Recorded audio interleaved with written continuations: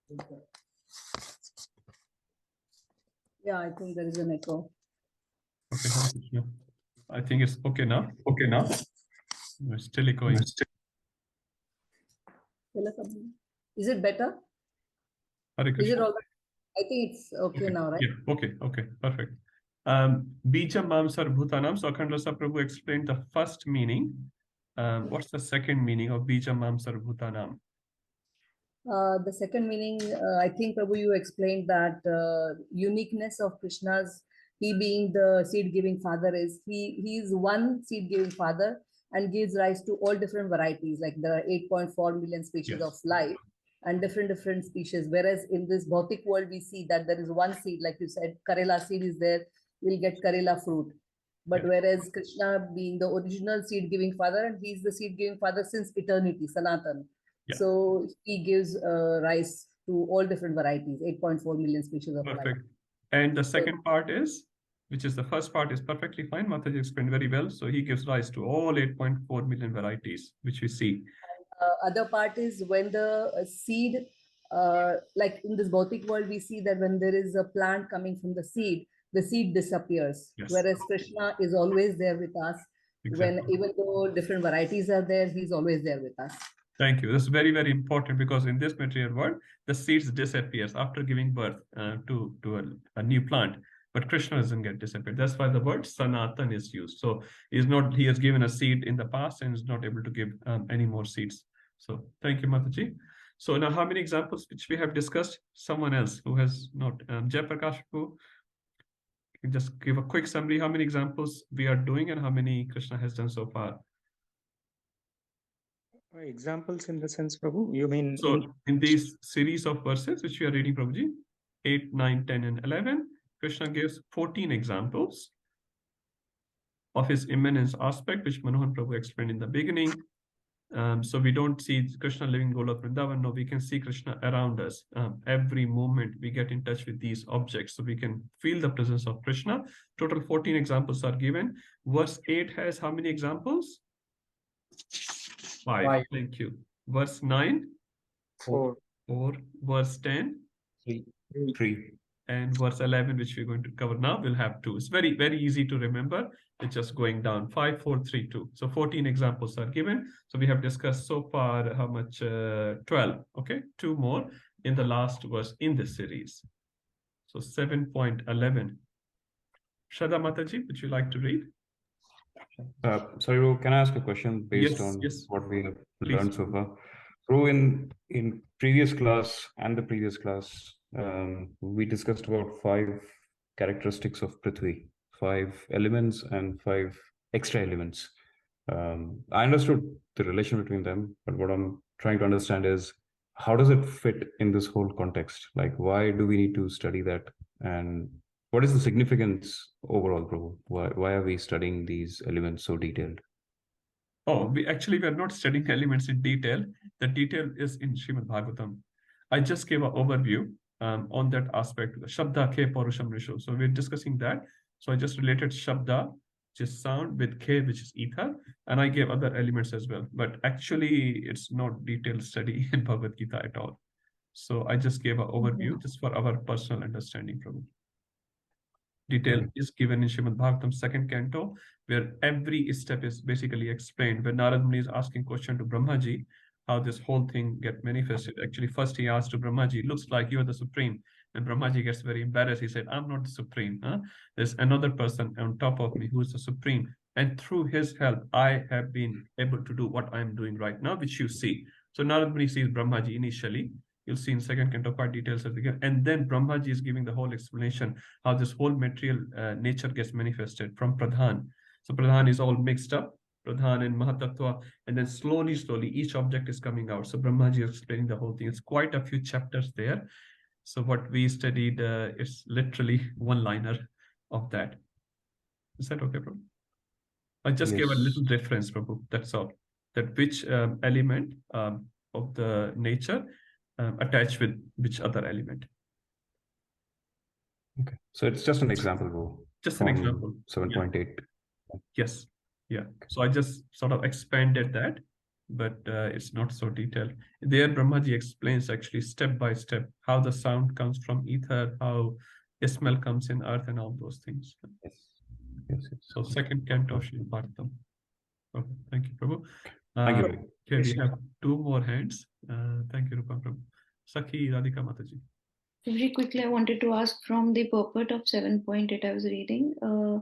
Prabhupada writes, practically speaking, there is no conflict between personalism and impersonalism. Yeah. And he explains about Lord Chaitanya giving Achintya Bheda Bhed. Yes. At the same time, in Chaitanya Charitamrita, Lord has like bashed off in debate different impersonalists, and Prabhupada is like just bashing every time all the impersonalists. Yes. So is it that he is talking about Mayavadis, or is he talking about impersonalists? Like, so because when we are reading Bhagavad Gita, more or less we understand that the Brahmavadis are okay; they are still in the line. Yeah. But the Mayavadis have the wrong concept. Yes. So impersonalist it means here, what does impersonalist mean? Well, you can just show me that line. Okay, I got it actually. I think there's no conflict between personalism and impersonalism. Yes. So basically from Bhagavatam, we understand 1.2.11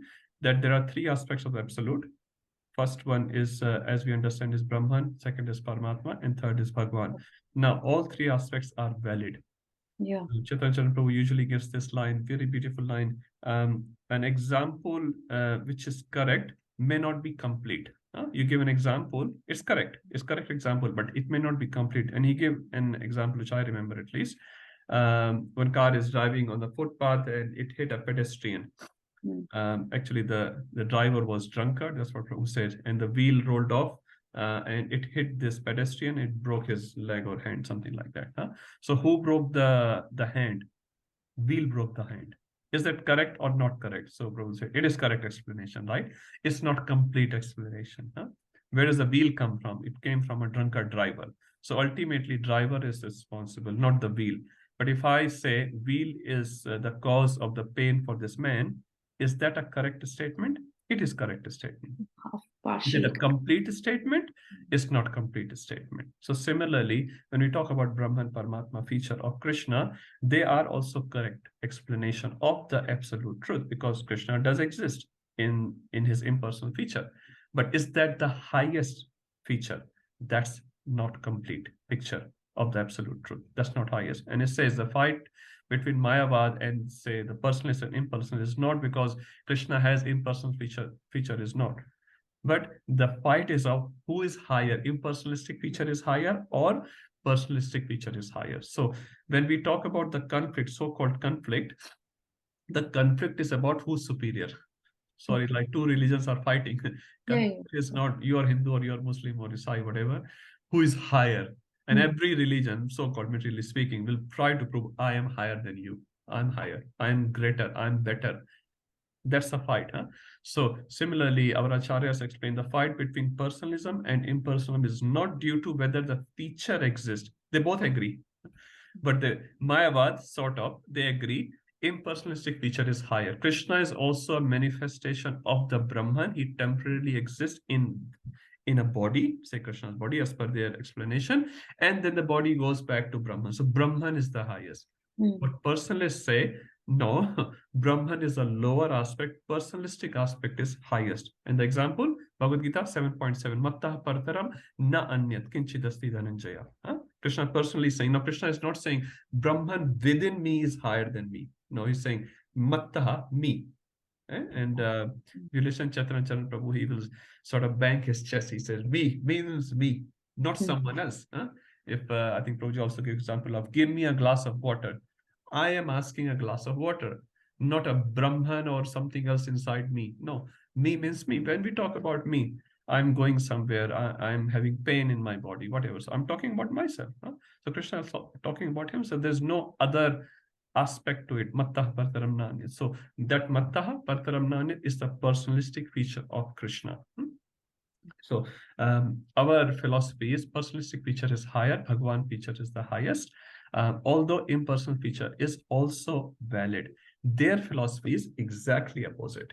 And Shankaracharya explains this in his flowery language, impersonalistic feature is the highest. So Prabhupada is saying, actually, there is no conflict. Why? If you understand the hierarchy means impersonalist, and then go to Paramatma, and then go to Bhagwan. There is no conflict. We also agree, yes, impersonalist feature is also there. And Prabhupada explains in Ishopanishad, verse 15 and 16, Hiranya Mena Patrena. So Hiranya Mena Patrena, Krishna's body is covered with effulgent rays. And Manu Maharaj, who is the writer of Ishopanishad, I should say the speaker of Ishopanishad, is praying to Krishna in the 15th verse. Please remove, 16th verse, please remove your effulgence so I can see your face. Rupam word is used there. Huh?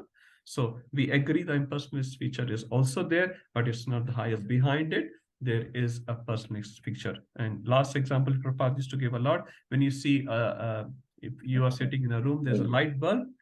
So there's a light and there's a source of the light.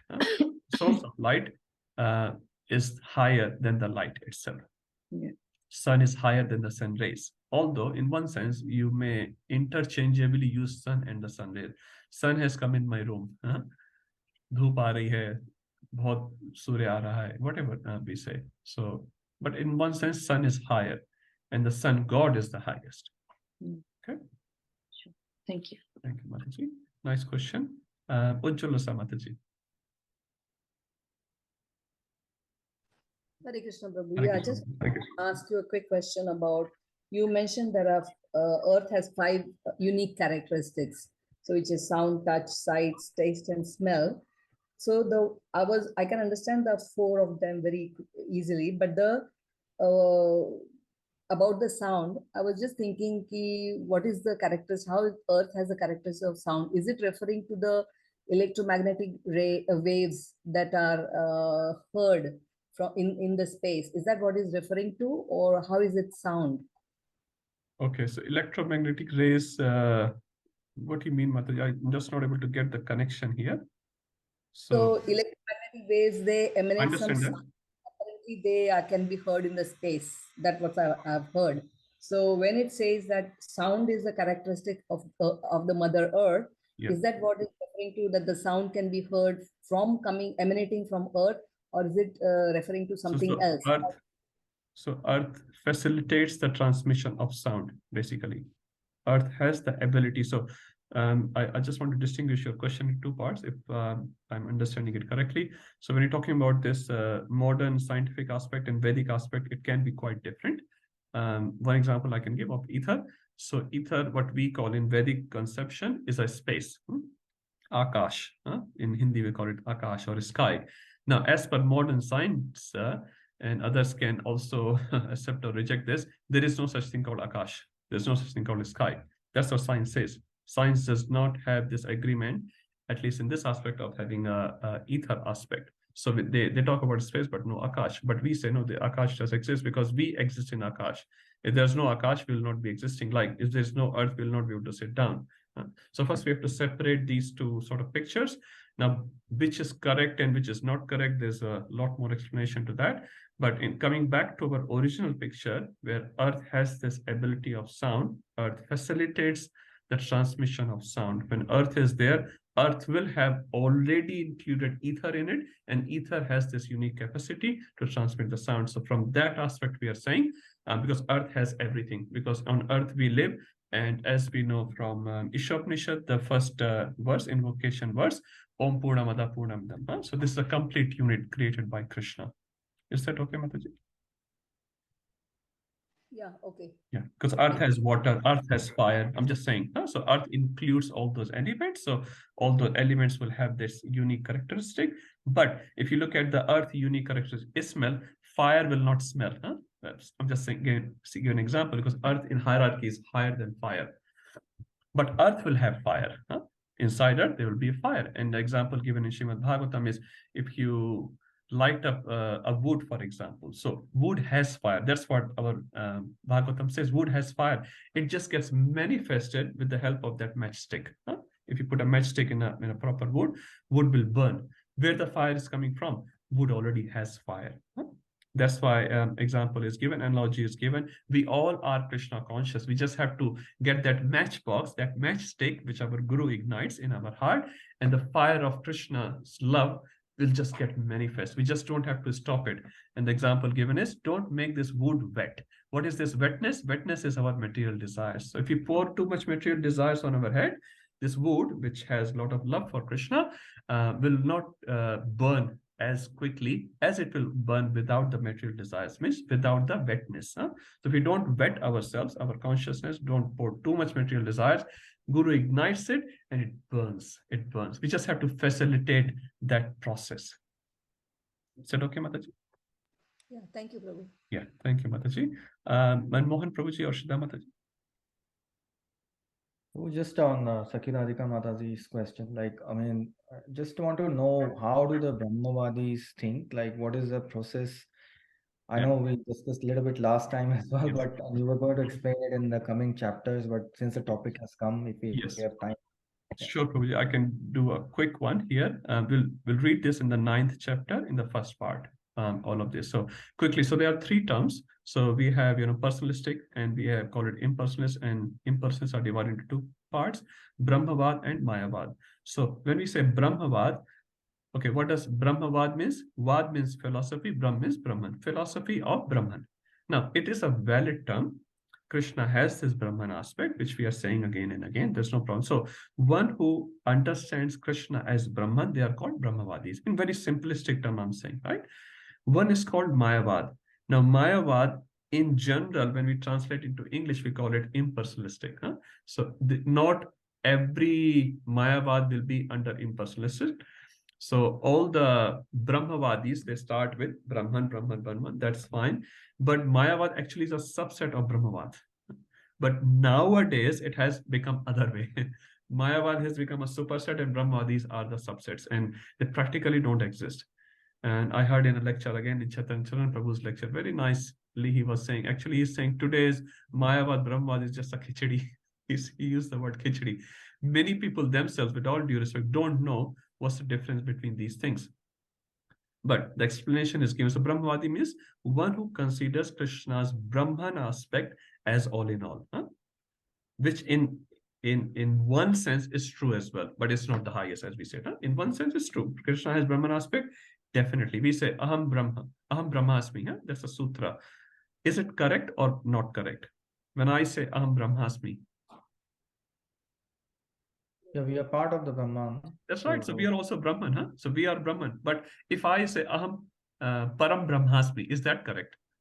I'm not Param Brahma. I'm Brahma. I'm part and parcel of Krishna. Same Satchitanand qualities exist in my soul as well. So everything is same. No problem with that. But it's in very, very minute quantity. So I cannot call myself or anyone for that sake Param Brahma. So we understand the difference. So Brahma aspect, when he says, it's not incorrect. But as we said, it's not the complete picture. Now, what is Mayavad? Who considers within Brahman, you can say it's a subset of Brahmavad. So Brahman is the highest aspect. That's okay. Now, within that, what Mayavad says, that Krishna's manifestation is a form of illusion, form of Maya. Now, that is incorrect. We are going against the body of Krishna. And now Krishna, there's no difference between Krishna's body and Krishna's soul, but there's Krishna has a body. And Brahmaji says that, what is the first verse? Ishvara Parama Krishna Satchidanand Vigraha. So Vigraha is Satchid Ananda. So Krishna has a Vigraha, like you have a body. We cannot call, say, Manmohan Prabhu, sometimes Prabhuji, you're an illusion. No, you're not. You're temporary. We agree with that. You're temporary in this body, but we cannot call you as an illusion. You do exist. That's why the main problem between Mayavad and personalistic movement is, they call this word Brahma Satya Jagat Mithya. We don't call this Jagat as a Mithya. We don't call it as a false. We cannot call your house is a false, your degree is false, your family is false, whatever achievements it is false. No, what we call it is temporary. Don't get too much bogged about it. It's temporary. It's not false. You can touch, you can feel, you have emotions for your family, you have emotions for your other things, other positions which you have, and it's valid. You cannot call it as Maya. No, if family was Maya, then Krishna would have told Arjun, what are you doing here? What Kshatriya Dharma? Just get out, go to jungle. No, he said, no, you stay as a Grahastha, you stay as a Kshatriya. I did not condemn those things. So So Mayavadis, what they say, as per their definition, Krishna's bodily manifestation, when Krishna exists, or Lord Ram or Varahadev, all these manifestations, they are a form of illusion. What you have to do, go beyond this illusion, go beyond the body of Krishna or Ram, and understand the Brahman. And they use this Krishna or Ram and other manifestations of Krishna as a stepping stone to reach towards Brahman, which is what we are against of. So we're not against Brahman aspect of Krishna, but we are against of how can you call Radha Gopinath as an illusion? You understand? And that is called Mayavad. Everything is a manifestation of Maya, you, me, including Krishna. And that's the problematic point with Vaishnava Siddhanta. Is that okay? A little bit? So Brahmavad is fine. Mayavad is not fine because of their own definition, where they blaspheme the body of Krishna. They say it's a form of illusion, which means illusion is higher than Krishna. But Krishna is saying, I'm the highest. Makta Partram Nanyat, for example. So how can illusory energy can take over Krishna and make Krishna's form as illusion as well? We say we have a big issue with that. Big issue with that. We cannot. Brahman aspect, no problem. Right? And one more example I'll give, then I'll stop. So who was the Brahmavadis? I think last week you only said Prabhuji, Shukadeva Goswami. Kumaras, right? They were Brahmavadis initially, and that's fine. But later on, with the association of devotees, they became the pure devotee. So Brahman aspect is not wrong. It's not the highest, it's not wrong. But it says Mayavadis because they blasphemed the body of Krishna, the manifestation of Krishna and other aspects of Krishna. That's why we have a big issue. And Chaitanya Mahaprabhu says, Mayavadi Bhashya Sunbe Hoile Sarvanash. You should never even hear Mayavadi Bhashya because it will destroy your consciousness completely. But okay? So just one more question for just need to know that do they actually like believe that there are three aspects of the absolute truth, or they only know the Brahman and they know like Krishna is also Bhagwan and Paramatma, but they totally ignore it? And the second question is, what is their actual process like, of spirituality? Like, what do they actually do? What kind of austerity? And like we are doing bhakti yoga, but what is their process? Like, how are they progressing in Brahmavad? Yeah. Okay. Thank you, Prabhuji. Very nice. So yes, they also have three aspects, and they say all these three aspects. Traya Tattva. So Shankaracharya has propounded a philosophy called Traya Tattva. It's Jagat, Ishwar, and Jagdish. So Jagat referring to Jagat, where we are living. Ishwar is the Ishwar, and Jagat, Jiva, and Jagdish. Jagat, Jiva. So Jagat is a material manifestation. Jiva is you and me, and Jagdish. Now they say they're all manifestation of Brahman. Basically, that's what they say. So their aspect is also three, but they ignore, as you said, practically speaking. So they consider it very, very low form of Maya and illusion. Brahman is the only Satya. I should meditate on Brahman. And that's why they're called Prabhuji Jnana Yogis. Jnana Yogis. But as Chaitanya Prabhu said, even in today's world, even those Jnana Yogis are not pure. It's all khichdi. They want to say, okay, Lord Vishnu or Ram or Krishna, or they're all Maya. They're all Maya. But how are they Maya? They cannot prove that. So actually, there is no such thing called Mayavad, although it's been very, very popular these days. But actual aspect actually is Brahmavad. Brahmavad is the one. And they meditate on that Brahman, which is the impersonal aspect of Krishna, which is the Jnana Yoga Marg. And that's why we don't step on those marg. Just considering their roots itself is not correct. And as you said, we are doing Bhakti Yoga. We are serving Krishna. Okay. Very intelligent questions Manmohan Prabhuji has. Thank you. Prabhuji, can we say about this discussion about Brahmavadis and Mayavadis, that Mayavadis are offensive, but Brahmavadis are not offensive? Yes, exactly, Mataji. You are perfectly right. Mayavadis are offensive because they are offender of the form of Krishna, which we love. We serve Radha Gopinath for the last 50 years and more. Devotees have been serving that form of Krishna, and they immediately reject this form. Oh, you are a idol worshipper, for example, and they just reject all this process. And Radha Govind Maharaj was saying one of the classes, they are he was saying they are murkh, they are lazy. They are very lazy people. They don't want to serve Krishna. If they consider Krishna's form, they have to offer them bhoga. They have to bathe the deities. They have to change the dress. Maharaj said that. I'm not saying they are lazy people and they are murk, they are foolish.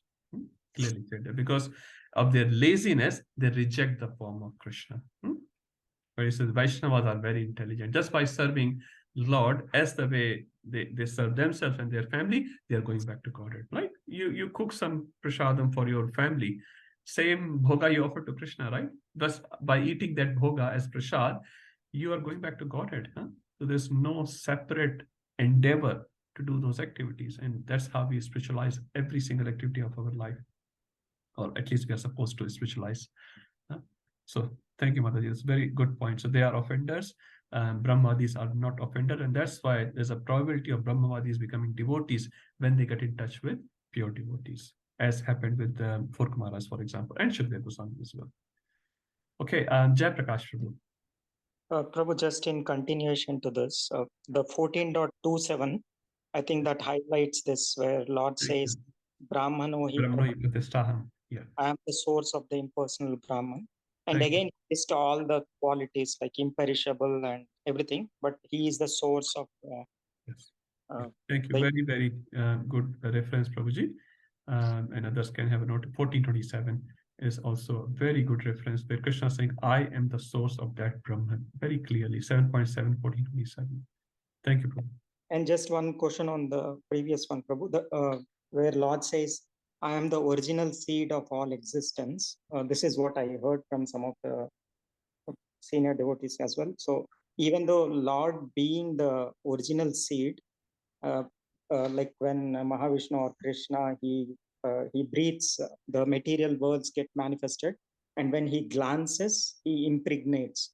Yes. But he directly doesn't impregnate, rather it will be through the Shambhu aspect, the material. So he is Shambhu is like a material father, even though the original cause is that right understanding? Yep. So what's the question, Prabhuji? I heard from some of the other. Yes, you're right, Prabhuji. So Mahavishnu's glance is known as Shambhu, is written in Brahma Samhita. So Shiram Yatha Dadi Vikar Vishesh Yoga. So this is a verse, I can't remember the number there, where the difference between Vishnu and Lord Shiva is given and is considered Vishnu as milk and Lord Shiva as dahi or yogurt. So dahi, yogurt comes from milk, but it cannot happen other way. And Shambhu is very powerful. It's the glance of Mahavishnu. That's correct. Thank you. And that's why the concept of yoni comes. And it's quite complicated aspects as well of how Durgaji and Shambhu, Lord Shiva, is looking after this material universe. And that's why they are also called Ishvara. They are Mahashvara. It's not wrong. They are looking after, but under whose jurisdiction? Maya Dakshina Prakriti Suyate Sacharacharam. Krishna is saying all this Prakriti is running under my adhyakshata, my supervision. 9th chapter. Thank you. Okay, nice examples, nice questions, nice discussion. Okay, let's move forward to verse 11. We will discuss last two examples which Krishna is giving in this series. Binay Prabhu, he's on the top. You want to read, Prabhuji?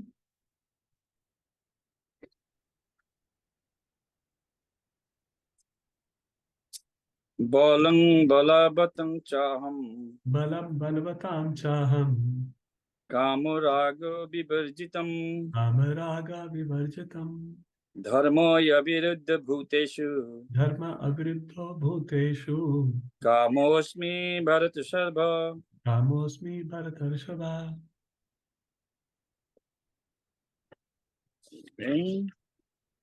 Yeah, I am the strength of the strong, devoid of passion and desire. I am sex life which is not contrary to religious principles. O Lord of the Bharatas, Arjuna. Hare Krishna. Thank you, Prabhu. So Balam Balotam Chaham. So it's quite clear what Krishna is saying. I am the Bala, I am the strength of the strong people. I think we discussed earlier as well. I think Akhand Rasa Prabhu was saying we should not be proud of our so-called unique abilities because they are given by Krishna. So Krishna is saying, I'm giving the Buddhi, I'm giving the Bala. So if you are very balwan, now balwan can be in the sense of physical strength or mental strength or strength to do austerity, as we were discussing earlier. So all these are bala in one sense, and bala attracts people, right?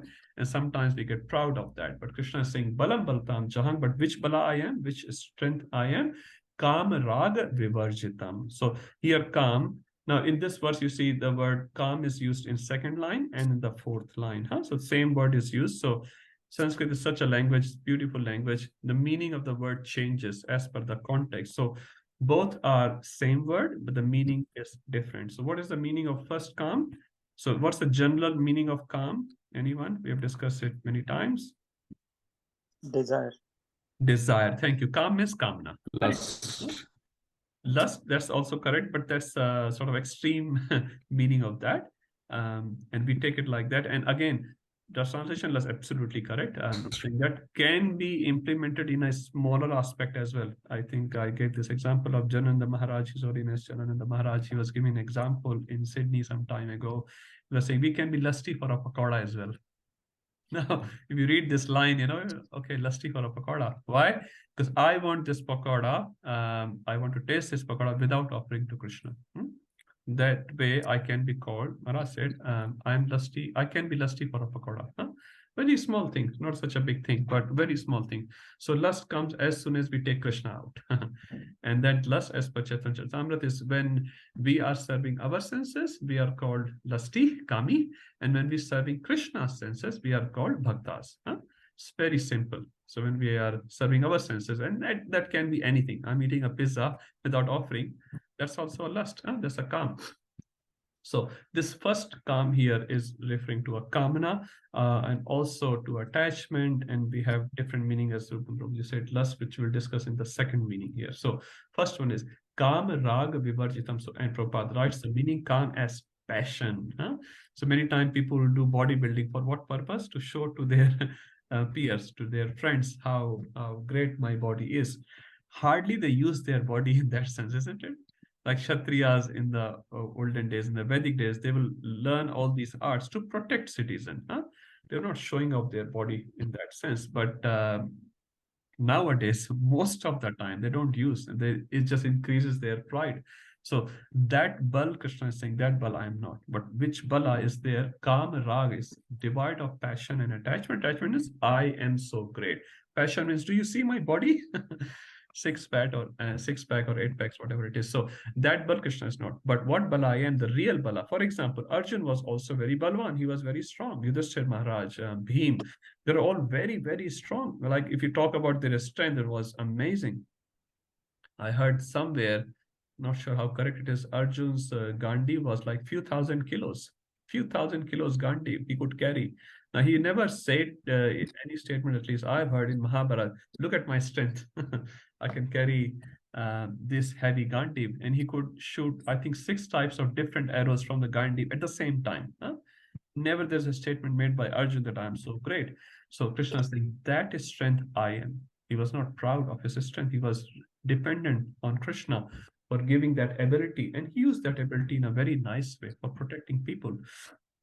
So, balam baltam chaham kam rag vivarjitam. So, if we are very proud of our strength or uniqueness, as per this verse, we are coming out of connection with Krishna, and that's not very recommended.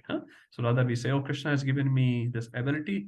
It's so kind of Krishna. Let me continue using this ability given by Krishna in the service of Krishna and his devotees. That's very nice. Second is dharma aviruddho bhuteshu. So dharma aviruddha. So viruddha means opposite, aviruddha means not opposite. So what is not opposite? Bhuteshu, to all the living entities. Kamosmi, that kam, that sex life, Krishna is saying, I am that sex life. So many times it's considered in Vedic culture, we don't talk much about this male-female union and all that. We condemn those things. But that's not the case. Actually, in Vedic culture, the most respect is given to this aspect. Bringing a new life in Vedic culture is considered so auspicious. When a couple is ready for that, they do yajna. They seek blessings of all the seniors, of Brahmanas. And after the blessings, they sort of engage in this yajna. This is also called a yajna. It says giving a new life is not as simple as a science thinks. just two bodies coming together and producing. No, it's not. It's a very auspicious yajna if it is done in a very proper way. And Krishna is saying, if it is dharma aviruddho, if it is not opposite to dharma, actually I am that family life. So many times family life is condemned. We think at least it's not condemned because Krishna is the creator of that family life. And he's saying, even if you bring a new life in that family, I am that manifestation. So, but what the condition is, it should be under the dharma. As we know in Vedic culture, there are four aspects: dharma, artha, kama, and moksha. So, first recommendation is dharma. If you do dharma, create artha. What does artha means? Artha usually is taken as artha shastra, money. Money is just one aspect of it. Artha means the holistic prosperity which a person desires. And when you have arranged that holistic prosperity, on the basis of dharma, then you are allowed to do kama. Kama here does not refer to sex life, and it can be a part of it. Kama refers to your desires. You want to wear a new suit, very expensive suit. If it is under dharma, you have earned your money honestly. If you offer it to Krishna, yes, you can wear a very expensive suit, buy a very expensive car, and blah, blah, blah. So kama is allowed under the umbrella of dharma. Now, what's happening these days? Dharma is completely taken out of the picture. It's all about artha and kama. Moksha, no one bothers about it, right? So dharma and moksha is taken out. So there are four purushas. Now, practically speaking, two purushas are left. Artha and kama. Artha means facility, which is correct, modern interpretation as well. But they create the facility on the basis of adharma many times. By hook or crook, earn the money and enjoy the money. Whatever way you earn, that doesn't matter. If you can cheat, why not? What's the problem? Kama to fulfill your desire anywhere, anytime. If it is not, there's no CCTV camera, you can do it. That's what the concept is. But that's not the Vedic concept. Vedic concept was you're allowed to enjoy your desires, which are under the umbrella of dharma and be generated nicely by artha. And then if you do that, what you are proceeding towards? Moksha. And what right now, because we have cut off dharma and moksha, right now, after fulfilling our artha and kama, where we are proceeding towards 28 hells. Radhagovind Maharaj was saying in one lecture, he's saying, Narak kiske liye banaya gaya hai? Inhi logon ke liye banaya gaya na? Why this Narak is made? It's made for those people who do not follow dharma. So as per the Vedic culture, we are allowed to have family life, allowed to have, a good status in society. You want to look good and all that, that's perfectly fine. But everything has to come under one umbrella, which is dharma. It's based on religious principles. Now, if you're following that, Krishna is saying, and the sex life, which is not contrary to religious principles. And we know there are, how many sanskaras are there? 10 sanskaras are there, right? 10 or 12? I forgot. Someone's saying something, I forgot, honestly. Anyway, so the sanskaras are given, and we know the first sanskara is done before the birth, and last is done after the leaving the body. So, so when we talk about sanskara is given in the scriptures, and we are doing before the conception. So it's very, very auspicious activity. And Prabhupada writes very nicely in this last line here, the responsibility of parents is then to make their offspring Krishna conscious, because that's dharma. That's the dharma of Pita and Mata. Okay, so let's move to the 7.12. Who will read that?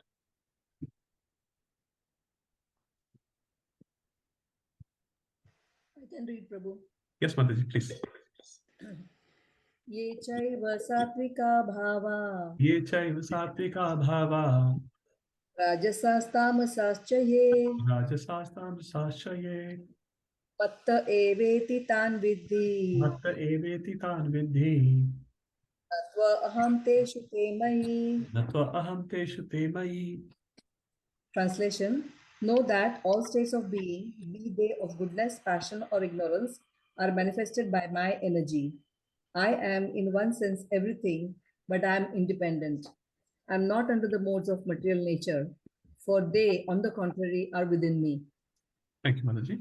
So, ye chaiva sattvika bhava, rajasa, tamsascha ye. So, there are three modes of material nature, which is given here. Now, we'll read more about modes of material nature in the 14th chapter, but a quick word we can say here. Modes are some psychophysical forces, some subtle forces, which color our vision, you can say. And the simple example is given in Shastra.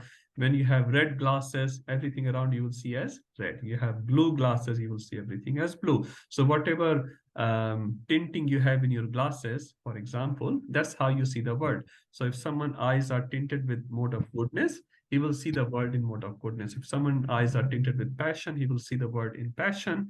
He will act under passion. And if his eyes are tinted with ignorance, he will see ignorance around. So if someone is drinking alcohol and drugs and all that, you will see everywhere alcohol and drugs, violence and all those things. If someone is passion means show up. I want to show up my body, my clothes, my money, and they take shelter of opposite gender, male-female attraction. That's under passion. And knowledge is the sign of sattva.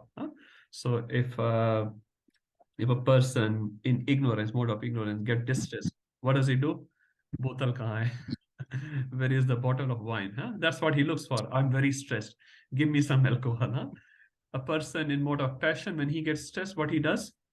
Give me the money and I can buy the politician. I can bribe something. That's in passion. Or he takes shelter of, it says, sex or money. That's where he takes shelter of. The mode of goodness person, he takes shelter in knowledge. He analyzes, why did it happen? Why did this happen? How can I do this? How can I do that? He just analyzes. He does some calculations. And that's not wrong. Prabhupada also said, devotee should at least be in mode of goodness. Live in mode of goodness. Take shelter of knowledge. Look in the Shastra. And obviously, if you connect that Shastric knowledge to Krishna, that becomes transcendental. So we also live in the world. We also deal with all these things. But we deal in what sense? On the basis of goodness, on the basis of the Shastric knowledge, we connect it to Krishna, and that's how we see the world. At least that's what we are trying to do. So ye chai, so whatever we discussed so far, they are in sattva or rajas or tamas. One of these three categories they can be in. Mat eveti tan vidhi, and they are all within me. They're all within me. So all these words are coming from where? From Krishna. But natva aham, but I am not in them. They are within me. I am their source, but natva aham, na aham. I am not there. They are in me, but I am not in them. What does it mean? Krishna never comes under the modes of material nature. He also takes birth. Janmashtami, Ram Navami, Nrsimha Chaturdashi. He also takes birth. But when we take birth and Krishna takes birth, what's the difference? We are taking birth under the mode of material nature based on our past karma and the consciousness when we left the body and all that. Consciousness of the parents, we get attracted to a particular family and then we appear out of force. No one chooses their parents, no one chooses their country and blah, blah, blah. But when Krishna appears, he chooses to appear in a prison cell. He chooses to appear from the womb of Kaushalya Devi. He chooses to appear from a pillar. So that's his complete choice. So he does not come under the modes of material nature. Rather, modes of material nature are within him. So this verse particularly shows the superiority of Krishna above the modes of material nature. He's never in them. So now, if everything, as per this verse, is under sattva, rajas, or tamas, under three modes of material nature, Krishna is not, then what do we do to get out of this? 7:13, very, very famous verse. Who would like to read? I remember. Okay, Mohit. You still okay? We'll give to Mohit Prabhuji's. You chota hai. Chote ko pehle. Okay, Mohit Prabhuji. Tribhe gunamaye bhave. Tribhe gunamaye bhave. Ebhe sarvam idam jagat. Ebhe sarvam idam jagat. Mohitam na vijanati. Mohitam na vijanati.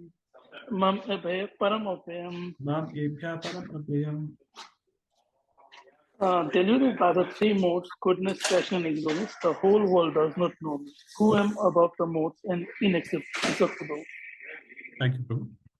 Now I know why Mohit Prabhu chose to read this verse. His name was there. It happened to be Prabhu. I want to emphasize, see, my name is coming in Bhagavad Gita. Thank you, Prabhu. We know you are a very Mohit personality anyway. Okay. So 7.12 says, they all exist within the three modes. They come from me, but I am not within them. And now Krishna is just expanding on that aspect. What do these three modes do to the world? Tribhid gun mair bhave. Bhave refers to the existence. Bhava, bhav dhatu.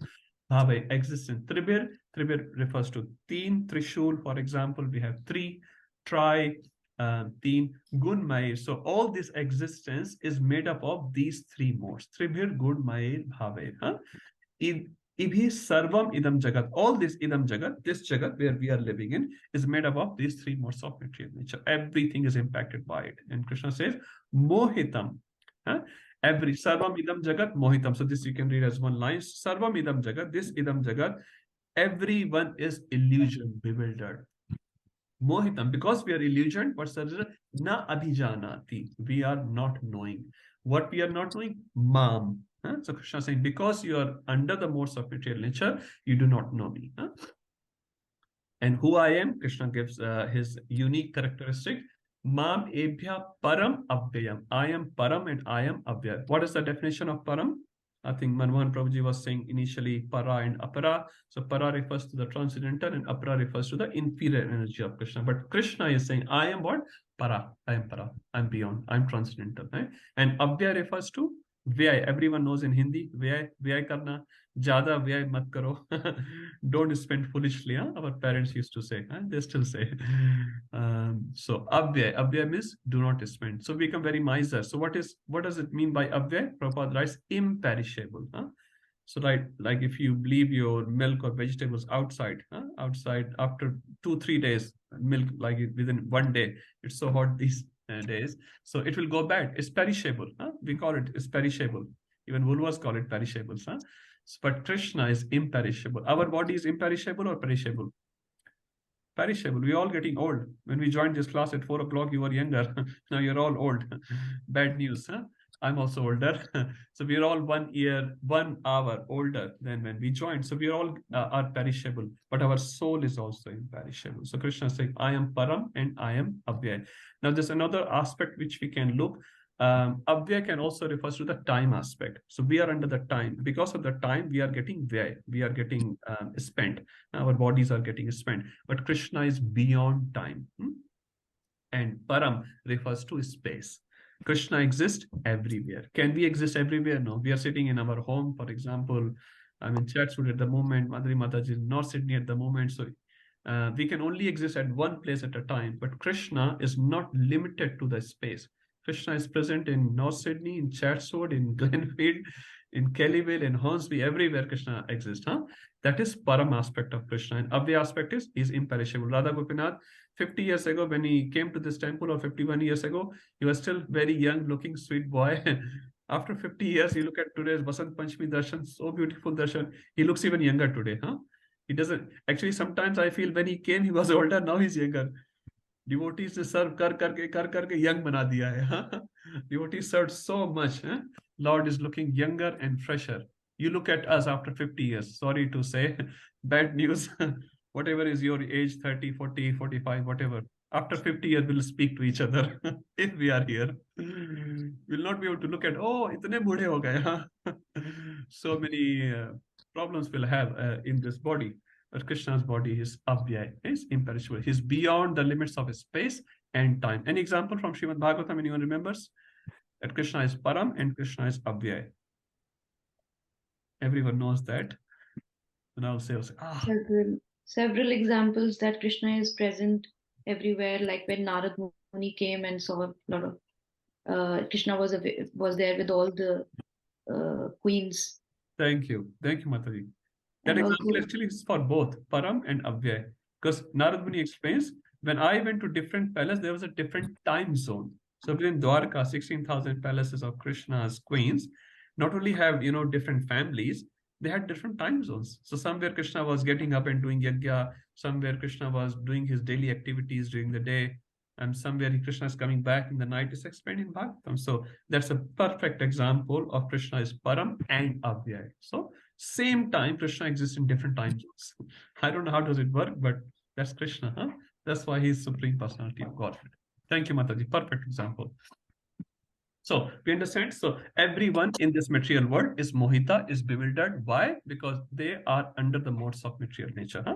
We are all under the modes of material nature, except you are a pure devotee. So we are all under the modes of material nature, but Krishna is beyond all this time and space. So now if we are all Under the modes of material nature, we are all Mohita. We are all Mohit Prabhu, getting attracted from the services of Mohit Prabhu. So what do we do? No, getting attracted to Mohit Prabhu services is very nice, is very inspiring, because he's doing lots of devotional service. But in general, when we get attracted to these worldly things, that's not very nice for us. So Krishna in the next verse will explain how do you come out of this catch hold of three modes of material nature.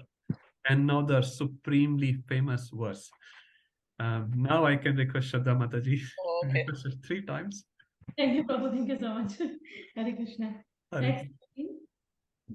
Devi he esha gunamai. Devi hi esha gunamayi. Mama maya duratyaya. Maya duratyaya. Mama eva ye prapadyante. Mameva ye prapadyante. Mayam etam tarantite. Mayam etam tarantite. This divine energy of mind, consisting of the 3 modes of material nature, is difficult to overcome, but those who have surrendered unto me can easily cross beyond it. Hare Krishna. Thank you, Mataji. So Devi Hesha hi Gunamayi. So Gunamayi refers to these 3 modes of material nature. So this nature which Krishna is talking this particular verse, 2 characteristics are given. Devi means divine, and Gunamayi, so it's made up of 3 modes of material nature. And the second line also has one more characteristic, which is Duratyaya. Duratyaya means very difficult to overcome. So first thing first, Krishna is talking about this material energy which we live in, and we also call it illusory potency, external potency of Krishna, Bahiranga Shakti of Krishna. And what does this Bahiranga Shakti do? External potency do? It generally, it appears to us is it traps the jiva. Because of the presence of illusory energy of Krishna, we all, most of the time, do the wrong thing, isn't it? We get tempted towards Kam, Krodh, Lobh, Moha, and under that influence of, say, Kam or Krodh, we do the wrong thing. We say the wrong thing. So most of the time, we as a sadhaka means who are not perfected as yet. We are in the marg, we are on the path, but we are not perfected. We are sadhakas. So we are the seekers. So what does Maya do to us? Maya puts us to bed. Aaj Mangala Aarti nahi jayenge, kal jayenge. Today we are very tired. We'll not go to Mangala Aarti. Tomorrow will come tomorrow. Why tomorrow? Tomorrow is tomorrow. Next week, next year, we want to do some nice devotional service. Maybe today I'm not feeling so well. I have this family issue, that family issue. Because of all these excuses, we take a decision which is not good for our spiritual life many times, if not all the time, many times. So generally Maya is seen as a very bad thing, isn't it? Maya. Once Prabhupada was asked by his disciple that, Prabhupada, I'm trying to do devotional service, but this Maya is so strong. So what was the response of Prabhupada? Maya is not as strong. Your purpose is not so strong. Maya is not strong. And that is true. We all can, at least in our heart, feel we are weak. My Guru Maharaj called, we are devotees, but we are weak devotees. Maharaj says, you're not, in a whole class, you're not strong devotees, you're weak devotees. And for weak devotees, you have to practice harder. If someone is weak, someone has had a fracture in his hand, Manmohan Prabhu will tell nicely about all the radiology thing. So he has to practice more, isn't it? If my body is healthy, I don't have to go to gym every day, but my body is not healthy. I'm suffering some sort of weakness in a part of my body. What I do? I have to do some exercises regularly. If I don't do it regularly, that piece of body can get jammed and may not be able to move properly. So we are weak devotees, and we call Maya very strong, but actuality, our determination is not so much. Our goal, our commitment to our goal is not so much. And because of that, we actually criticize Maya. But actually, Maya is not the wrong thing. Krishna is saying, Mama Maya. He's saying it's mine. First, it's mine. The second is saying it's Devi, it's divine. Why it's called as divine? Any ideas? Why Maya Devi is called as divine? It should be criticized by Krishna as well. This is very bad, very, very bad. Krishna is saying, no, it's mine. She is Vaishnavi. She's Vaishnavi. Thank you, Prabhu. And what does this Vaishnavi do? We generally say, oh, Maya, you are in Maya, I'm in Maya. The whole world is Maya. Why we criticize Maya Devi? Maya is making me do the wrong thing. Krishna himself is saying she's mine, that makes her divine.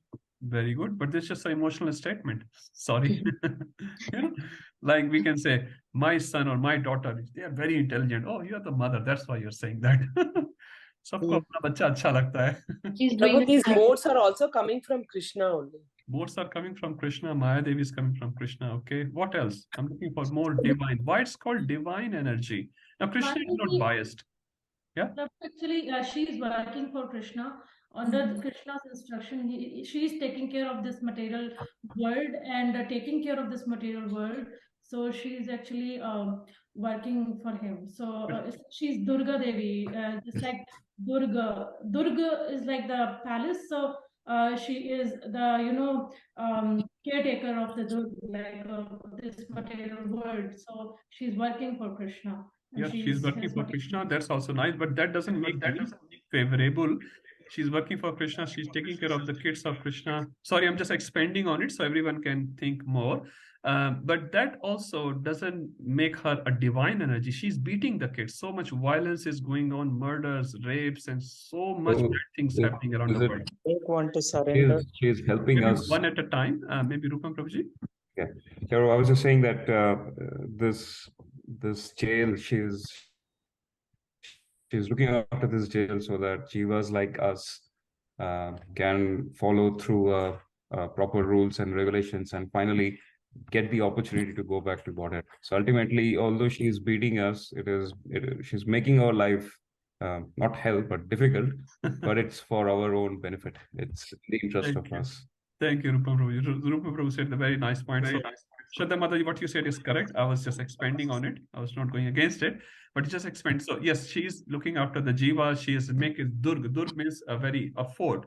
From a fort where practically no one can come out. But as Rupam Prabhu said, she's beating us. That's correct.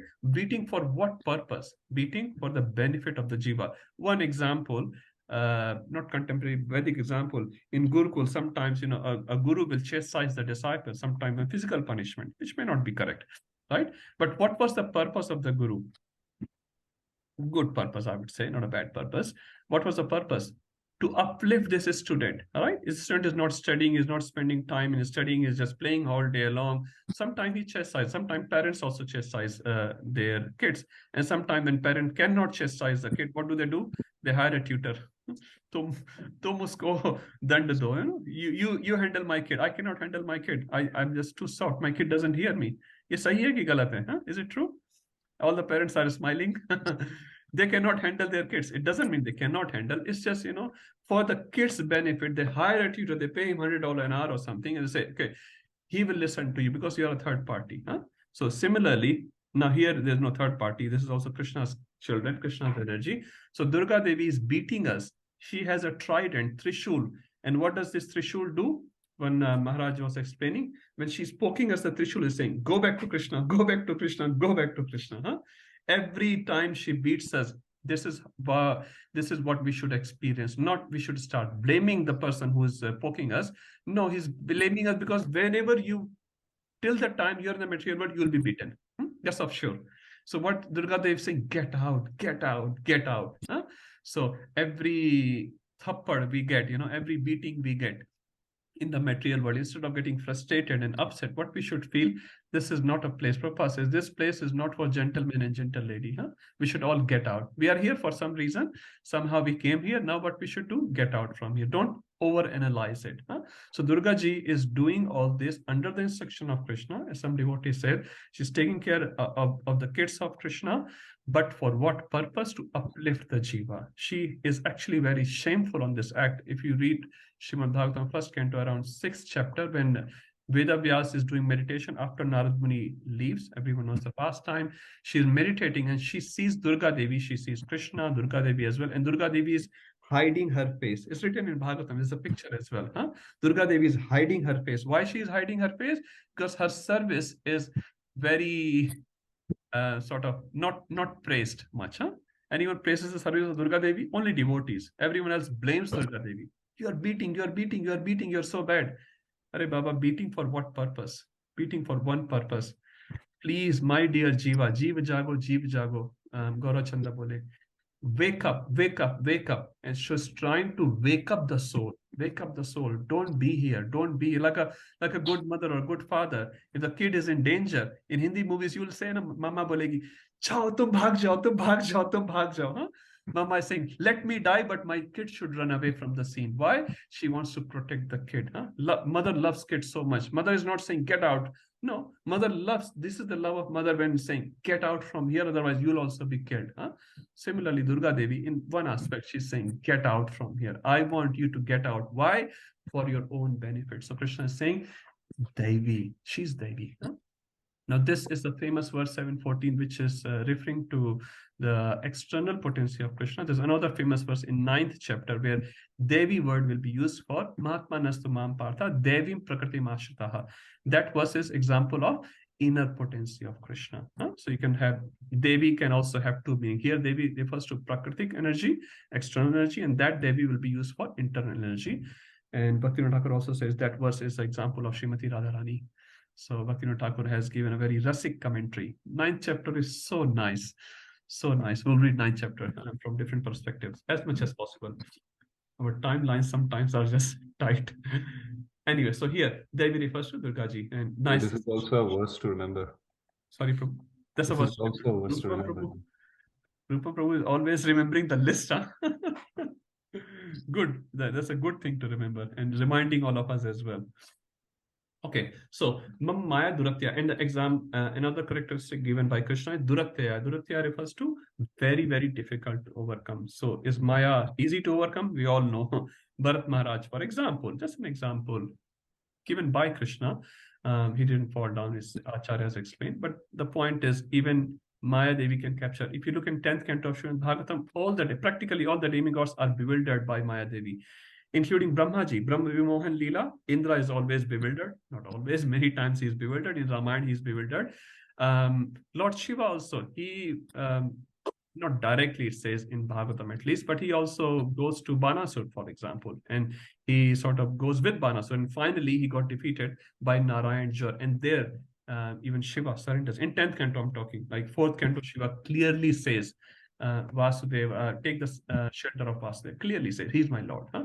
So you see demigods many times, and we also know that pastime in 8th canto of Lord Shiva being bewildered by Lord Vishnu. Now, we cannot say Shiva was bewildered by external energy. No, he was bewildered by internal potency of Krishna, not external. But what the point is, everyone gets bewildered. So who are we and you? We are very, very tiny, insignificant Jiva. We are all bewildered. Huh? Very difficult to overcome this Maya, Krishna is saying. But the next line, Krishna gives a solution at the same time. Yes, Manmohan Prabhuji. Well, just on that, can she also come under the influence? The energy is Krishna, and can she also come under the influence of the modes, like as you said? No, Lord no. Shiva. She runs the modes. She's in charge. Durga Devi is always a Vaishnavi, always a Vaishnavi. Yeah, but she's a devotee of Krishna. Sorry, as Parvati under so many pastimes when. Yeah, so very, very good question. Sometimes we see even Parvati or even Lord Shiva being influenced. So actually, we should not say they came under the modes of material nature. That's why I clarified. They come under the mode of Yoga Maya. They are never under Mahamaya. Huh? They run it. So there's a difference. Like Mother Yashoda also gets angry sometimes, but we cannot say her anger is and our anger. We also get angry quite often. Our anger is mode of ignorance, but her anger is under Yoga Maya. When Gopi is criticizing Krishna and this mundane philosopher criticizing Krishna, it's a great difference. Huh? So Lord Shiva, Durgaji, they're all very, very big personalities. Huh? So they come under the Maya, but under Yoga Maya. We are all under Mahamaya. Okay? Good. Thank you. Thank you. Sakira Kamataji. Just so I was thinking about the example you were giving of Bharat Maharaj, it just clicked me. I can be wrong. You can just correct me. I was thinking when Bharat Maharaj was bewildered by Maya, so to say, and but by the grace of Lord, when he remembered and when he came as Jad Bharat, same in the form of Kali Mai, he protected Durga Devi, like protected him as. Yes. Thank you. So I was thinking when we try to overcome the modes of material nature, when we try to become devotees of the Lord as Vaishnavas, so to say, then the same so-called Maya will be there to protect us also. Thank you, Mataji. It's a very nice example. Actually, I heard that somewhere as well. I just remembered. So same Maya Devi will not create obstacles. Rather, she will create facilities for devotees who are fully surrendered to Krishna. She will say, all glories to you. Please go ahead. Huh? For us, it will be stop. Ye kahan hai, wo kahan hai, wo kahan hai, wo kahan hai. And for the devotees, Vaishnavas, fully surrendered devotees, they will say, okay, please go. And the devotee will say, but Mataji, I don't have that. Chalega. I don't have that. Chalega. No problem. Go. Piche lag jao. So you look at your Guru Maharaj, just go behind him and you will reach there. You'll see a door there. Just follow him. Just follow him. So same Maya Devi will facilitate the devotee. Very good example. And we see that in Jada Bharat example. Yeah. Thank you. Okay, Sundar Gopal Prabhuji. I Hare can Krishna, see Prabhu. you two manifestations. Yes, Prabhuji, actually the electricity just came back, the power came back. Very good, no problem. We logged in on the phone, we thought we'll maintain that, but for other purposes I've logged into the laptop. Absolutely fine, Prabhuji. No explanations needed, I was just saying. Yes, Satyava Mataji. Hare Krishna, Prabhuji. Hare Krishna. Prabhuji, my question was actually related to Sakhi Radhika Mataji. Actually, the question that you answered. I was asking that if a devotee prays Maya Devi, that please make us the better devotee, or do not put obstacles in the path of bhakti, then does Maya Devi helps, or does everybody is equal, or still they have to go pass through all the tests, or does the situation of a devotee or gets better with the help of Maya Devi, with the help of prayers of a devotee? Does she help or not?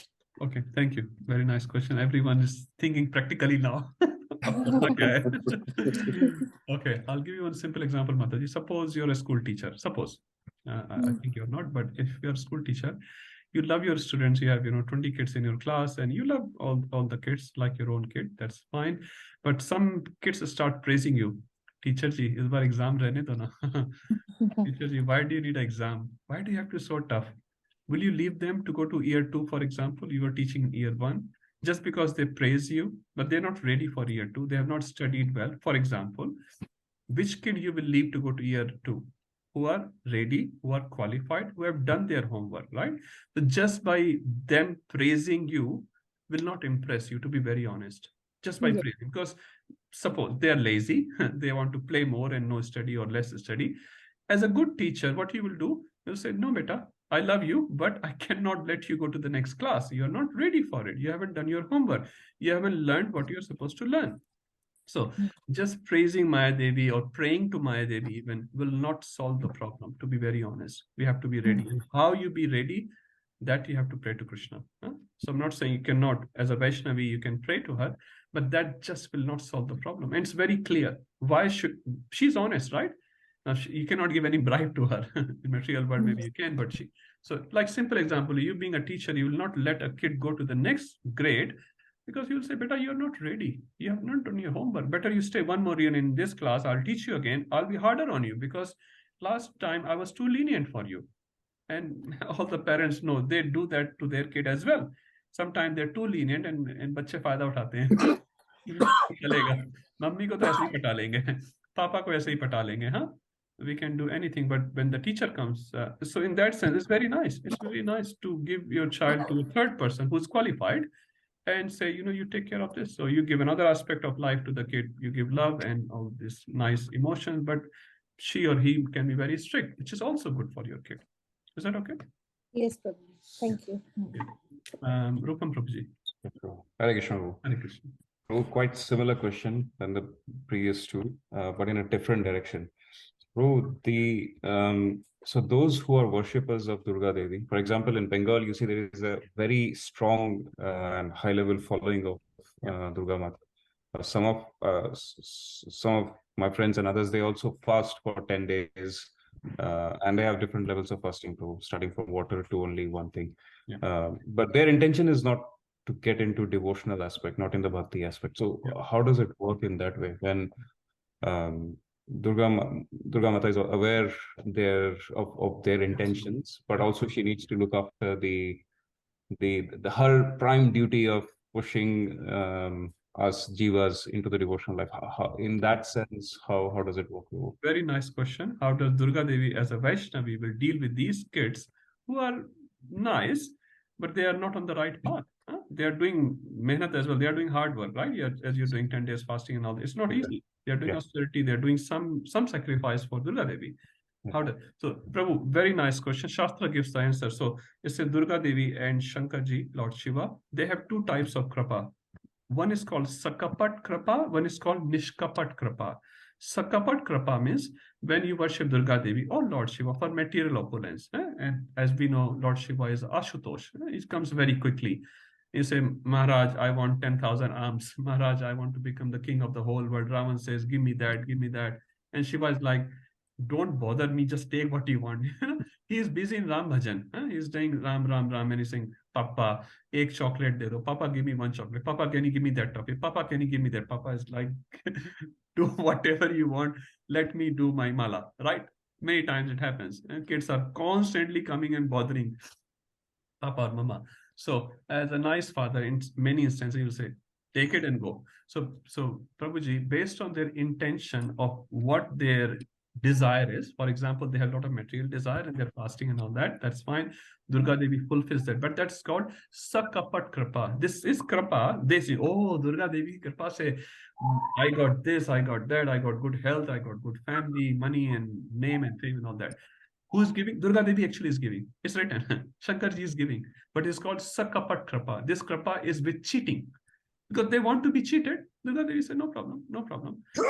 One who wants Nishkapat Kripa. Nishkapat Kripa means, no, Lord Shiva, when it says Vallabhacharya, he was a devotee of Lord Shiva. And when Lord Shiva appeared, Vallabhacharya, he asked, what do you want, my dear kid? Vallabhacharya said one thing, whatever is most dear to you, give me that.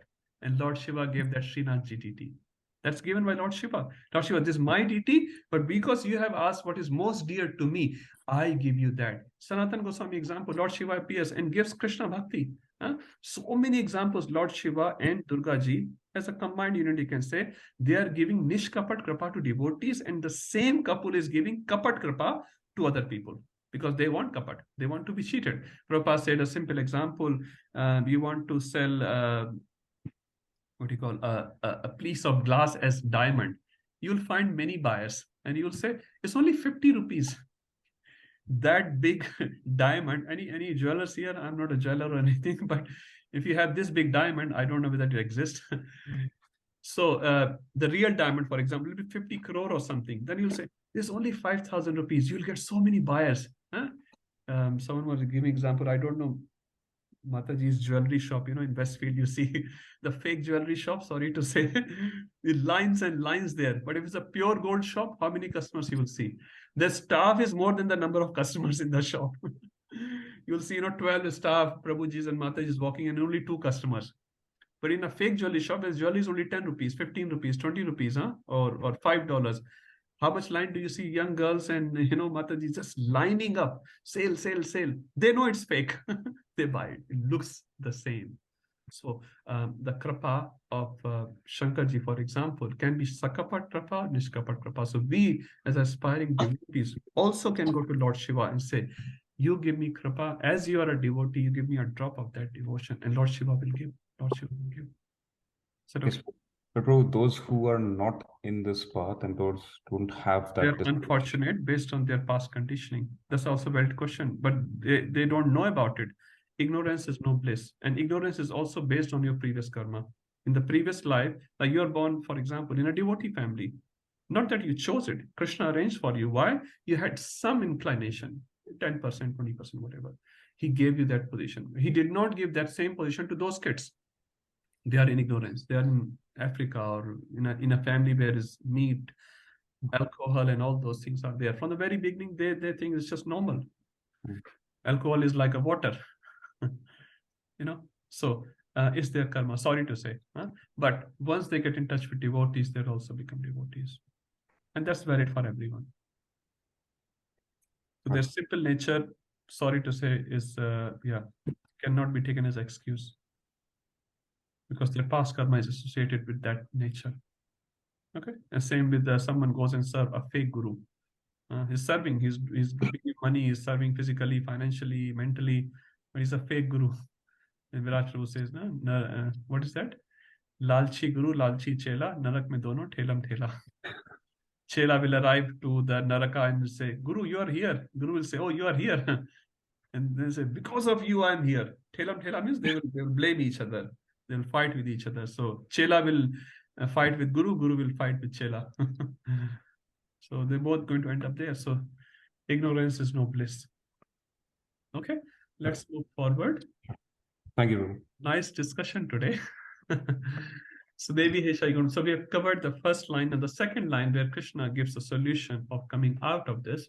Although Krishna himself agrees, it's very, very durakya, very, very hard to overcome.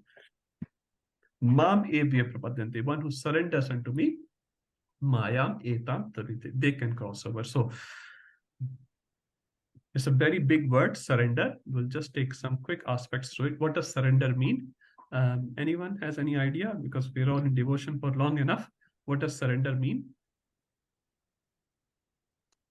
Prabhu, when we stop fighting with whatever we are getting because of our karma, good or bad, when we stop fighting against it and we say, okay, whatever is happening to me, it's for my good. Whatever is Krishna doing to me, doesn't matter what I'm getting. It's for my, for my betterment.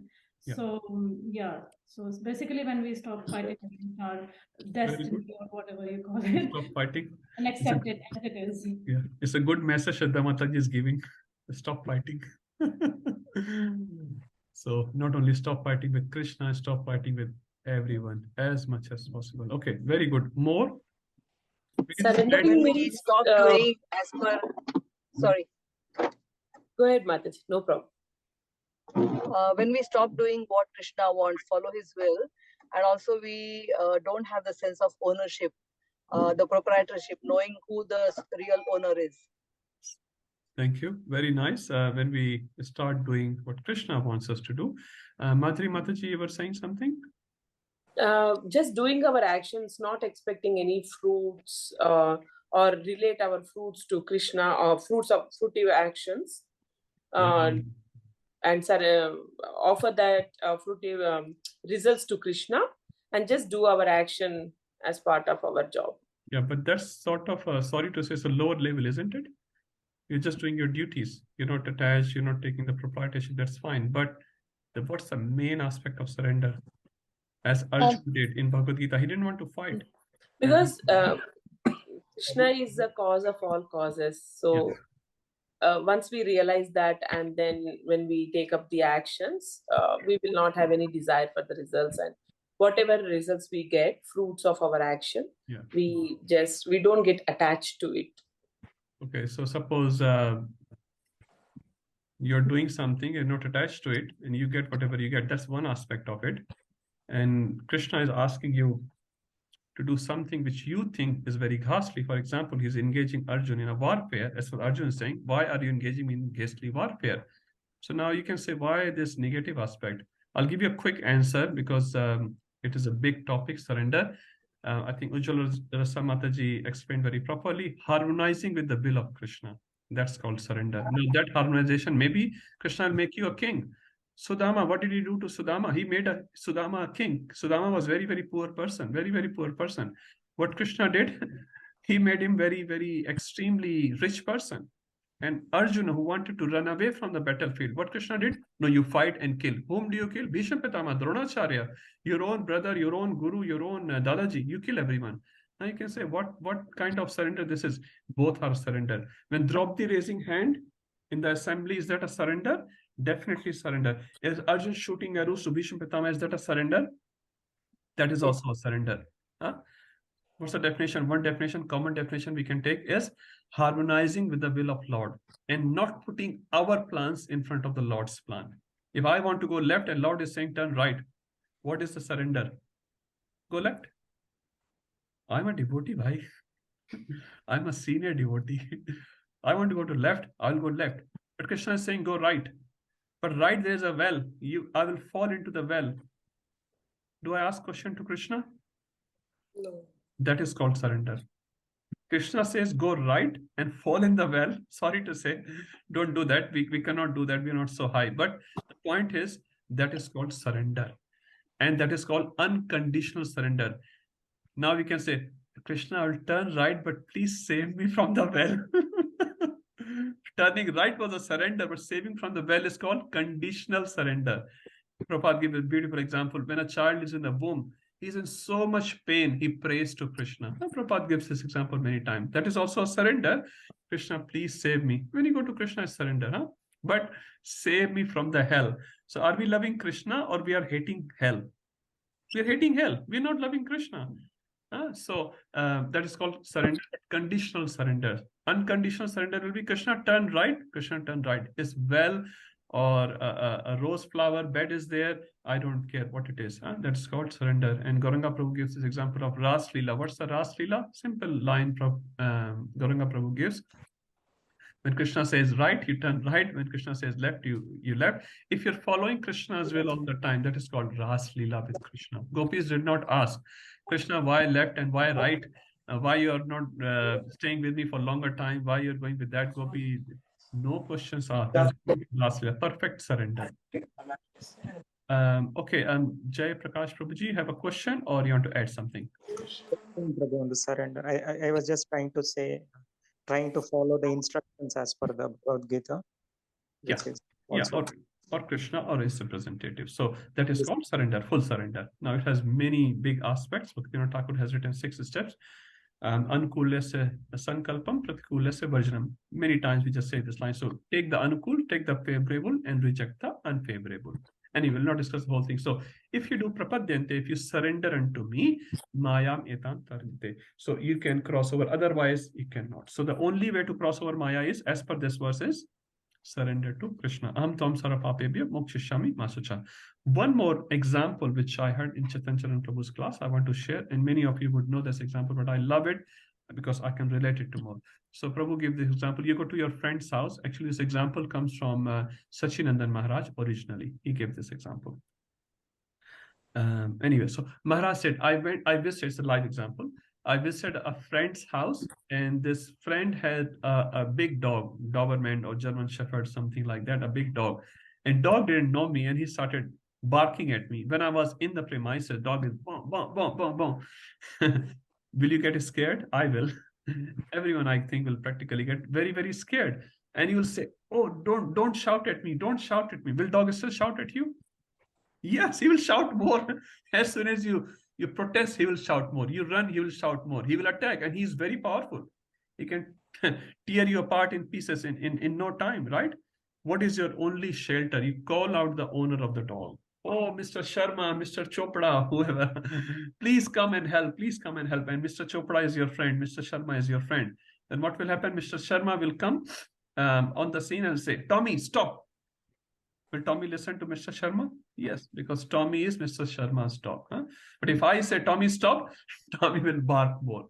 So if we say, Maya Devi, stop, stop, stop, you're troubling me too much, Maya will just laugh at you. Achha. Ek aur thappad. One more slap. Huh? So Maya Devi will just laugh at us if we say to Maya Devi, don't attack me, don't attack me. So what we can say to Krishna, you please help me. I have no strength to overcome this Maya of yours. You please help me, Krishna. So not that you have the capacity to defeat Maya, but you have a capacity to pray to Krishna. And the more you pray, more sincerely you pray to Krishna. When should your school start tomorrow? Krishna can help you to overcome this Maya. So this example is very nice. And that sort of makes us very, very clear. We have no energy, no capacity to defeat this dog, this Maya. Krishna can, because it's Mam Maya Duratteya. Okay, let's move forward. Now, this verse basically explains Maya is very difficult to overcome. It's my Maya and it's divine. And if you want to cross over this Maya, you should surrender. Now, as per this verse, the message is very clear. You surrender, cross over, and come to me, right? But now the practical question, why everyone doesn't surrender? So the next section, which we're going to touch, 15, 16, will explain who does not surrender to Krishna, that is 7:15, and who do surrender to Krishna, that is 7:16. So let's look at this verse. This one after another is so nice verses. 7:15. Jamati Mataji was about to read the previous one. Okay. Namam dushkrita Mudha Namam duskritino mudha. prapadyante te naradhama Prapadyante naradhamaha. maya aparita jnana Mayaya apaharat jnana. asuram bhavam ashritaha. Asuram bhavam ashritaha. Those miscreants who are grossly foolish, who are lowest amongst mankind, whose knowledge is stolen by illusion, and who partake of the atheistic nature of demons, do not surrender unto me. Thank you. So although the process is very, very simple, but Krishna is explaining, many people do not do it. So who do not do it? Krishna explains the first. So many times Krishna explains the negative examples first and the positive later, because many of us will be in these categories or a part of it at least. So namam, nahi karte hain, they do not surrender to me. Who do not surrender to me? Duskritina. So kriti refers to karna. Duskritina means bura karna. Something bad you do. And what's the opposite of duskritina? As per Bhagavad Gita, many of you would know sukritina. No, Arjuna. So duskritina and sukritina. Duskriti means bad activities, sukritina means good activities. Now here, good and bad refers to not just pious and impious, it refers to in relation to Krishna. Sometimes even pious activities can stop a person to go to Krishna. Anyone can think about it? A pious person can also be stopped going to Krishna. Bharat Maharaj. Very nice. He had a quality of compassion, right? But his compassion stopped him becoming a devotee, right? His compassion is a very good quality, but that compassion should be accompanied under what? Devotional activity, not independently. Thank you, Prabhuji. And because he used this very good quality independently, it backfired. Anyone else? Pious people. Yeah? Sorry, Prabhu. Yeah, Ajamil? How come, Mataji? Just explain it. Before he was, he went into the doing wrong, and then afterwards he came back, sort of that way. Not sure. My question, sometimes pious people, like in India, if you go many times, you invite them to a program or something, they say, hame to koi problem hi nahi hai. We don't have any issue. They're living a good life. They're not like impious people. They're pious people, but they don't go to temple so often. Or even if they go to temple, they don't surrender because they're very rich, or, you know, they're pious, but they have everything in the life which a life can offer available to them. So they don't feel the need of Krishna. They are just happy in their happiness, so-called happiness. So goodness can also be binding sometimes. So when we're reading Duskritana and Sukritana, we should relate it back to Krishna, not just the materially pious and impious activity. But Duskritana is obviously, we read all these Duskritana. So 4 categories Krishna is giving here. The first is Mudha. Second is Naradhama. Third is Maya Aparata Jnana. And 4th is Asuram Bhavam Ashritaha. So let's read one by one. The very big and nice purport Prabhupada has given. I was reading it and I've read it in the past as well. It's very, very nice. Please read. I cannot read the whole purport, but let's discuss the summary of it. So Mudha. Who is Mudha? As per Prabhupada, Mudha is one who is working very, very hard and not gaining much. And Prabhupada gives an example of donkey. Donkey works very, very hard, and he thinks, because I work so hard, my master will give me a little grass. And Prabhupada, that grass is available to any street corner. So similarly, Mudhas are one who are working very, very hard in this material world just for survival. And say, papi pet ka sawal hai. It's the question of our stomach. And that's what they say. They say, Prabhu, come to temple on Janmashtami. Kya kare, shift hai, papi pet ka sawal hai. So whole year they are working very, very hard, but just to get a little grass, means of survival that can be available in this material world. एक हिंदी में कहावत है, जिसने चीरा दिया है वो दाना भी देगा. One who has given the mouth, he will give the grain as well. Who has given the mouth is also Supreme Lord. So he has arranged for our food as well. Now we may be a millionaire, but today if it is not in our hand to eat food, what you will do? You'll be fasting. You'll be in a hospital. Doctors will say you cannot take anything. Today, some time ago, one person was telling, he went for a test. The test was supposed to happen in the morning, and this person had to fast. And they practically end up fasting till 4 o'clock because the test didn't happen till 4 o'clock. Many times you go to hospital for some small surgery and you have to wait. Now, if someone asks you to fast on Janmashtami, they will not fast. But if you have to fast on that day for a surgery or something, you will fast. Now, there are exceptions as well. Some mother was telling them one child was coming that day, and she was thinking, I will not fast because I have to deliver today. So she fasted whole day because surgery happened in the late night. This mother fasted whole day. The child was so auspicious, made the mother fast whole day. So we're not talking about that aspect here, but Krishna helps. Krishna helps. We don't have to worry about our basics. We have to do our duty. Don't have to over worry about basics. So this mudha, for example, donkey works very, very hard. Similarly, there are people who are working very, very hard for getting very low level thing, which is available to them anyway, because Krishna has already arranged. Prabhupada gives second example of a hog. I'll read the line which Prabhupada writes because I cannot say how Prabhupada has said. It's somewhere here.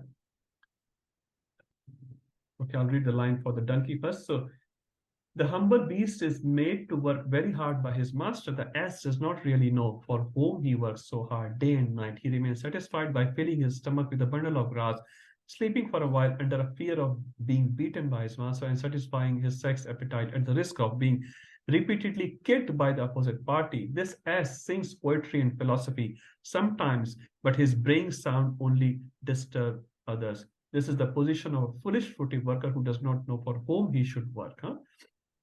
So this example is so appropriate. This is called mudha. So if we have that tendency of just working hard and getting the result and enjoying the result, we are called mudhas as well. And what's the opposite of mudha? Anyone remembers? As per Bhagavad Gita? Buddha. Aham sarvasya prabho matta sarvam pravrutate iti matva bhajante ma buddha bhav samandita. So mudha opposite is buddha. So bhakt is devotee is buddha, buddhiman. Buddhiman. And mudha is just almost complete absence of desire to serve Krishna and do something for Krishna. We're called mudha. Second example is of hog. Just looking for, I'll just search for it. I love that Prabhupada line. Oh, here. So the Prabhupada writes in a very poetic way, the swine who eat the night soil do not care to accept sweet meats made of sugar and ghee. So swine, a hog, is a nice word given for the hog, or pig, we call it. What does he eat? He eats stool. So Prabhupada writes night soil, very poetically writing. But what he's saying, if you give a pig a halwa, a nice desi ghee halwa, strawberry or orange halwa, will he eat? Oh, let me quit this stool and eat the halwa. Will he prefer that? He will still say, oh, get out. I'm very happy with my feast, and his feast in the gutter. So similarly, when we are offered this higher taste, we do not care because we are enjoying our pig-like life. Pig-like life, just working very hard, eating very mundane things, enjoying very, very mundane things, and we think we are the great boss. That's the mudha. Second class is naradhama. So nar and adham. Nar means human beings, adham means lowest. So Prabhupada called one who is lowest of the mankind. He is called naradham. An example is given of Jagai and Madhai. Jagai and Madhai were born in a Brahman family, actually. They were Brahmins by birth, at least. But by their activities, they became Naradham. They had practically no inclination for Krishna, for Chaitanya Mahaprabhu or Nityananda Prabhu. And not only no inclination, they were beating Nityananda Prabhu. One is zero, one is minus. They were beating, they were Naradham. But Prabhupada gives an example, even Naradhams are being delivered. Naradham means practically no inclination to go towards a spiritual path. Mudha means they have no time for a spiritual path. They may have inclination, but they have no time. And Naradha means no inclination at all, like Jagai and Madhai. And Prabhupada gives, but after his deliverance, the child forgets. This is example of child which I gave earlier. And there's example of Jagai and Madhai as well. Anyway, move to the third one, Maya Aparat Jnana. So the word is very clear. If you break it down, Maya, Apaharat. Apaharat refers to Apaharan, kidnapping. So Maya has kidnapped. What Maya has kidnapped? Jnana. So you may think, I'm very jnani. I'm a big philosopher. I'm a scientist. I'm a Nobel Prize winner. But actually, Maya has taken away your jnana. Prabhupada gives example, a rich person who has a very precious jewel. He has locked up the jewel in his jewelry box somewhere. He's locked it up very nicely. And he's outside thinking, I am the owner of the jewel.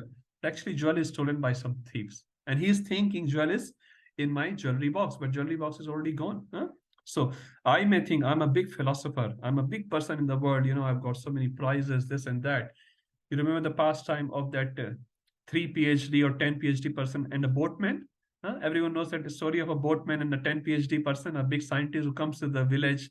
He said, oh, you have spent 25% of your life is waste because you're not a PhD.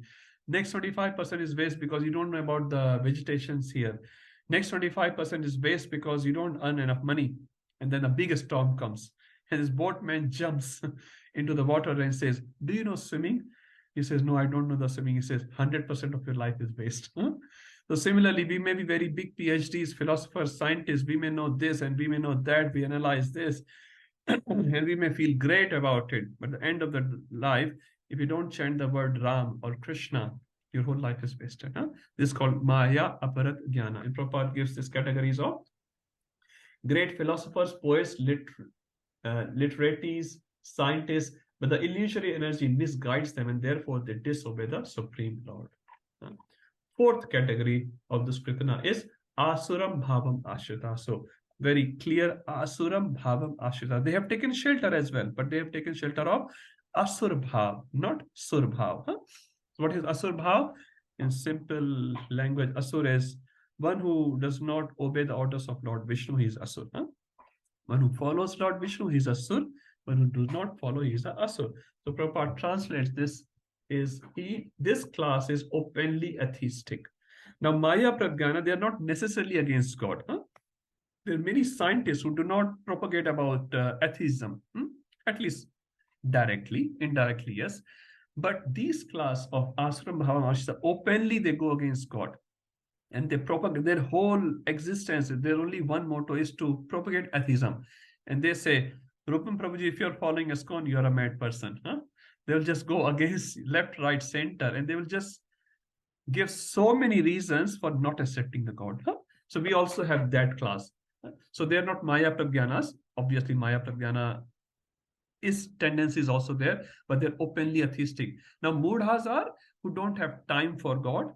Naradhams are practically no inclination for God. They have time, they have money, they have facilities, but practically no inclination for God. Maya Pragyana, they're very big intellect class who thinks they are great in the world. All these, devotees are very sentimentalist people and all that. But they don't go against those people. They just call them, you are all village people. I am the city person. That's how they feel. And Asram Bhava Ashita, they will come to you. You go to ISKCON, you do 16 rounds. You wear this Kanti Mala, and they will have all the arguments why you should not go to temple, why you should not do Mala, why you should not do, you're wrong, you're wrong, you're wrong. Your devotion, they'll only capture one aspect of your life, your devotion is wrong. They are called Asram Bhavam Ashita. So there are 4 categories. Krishna says they do not surrender to me. Now next verse Krishna explains which category surrenders to him. Who will read this verse? Maybe final or second last? Yes, Mataji. Can I read? Okay, Mataji is first.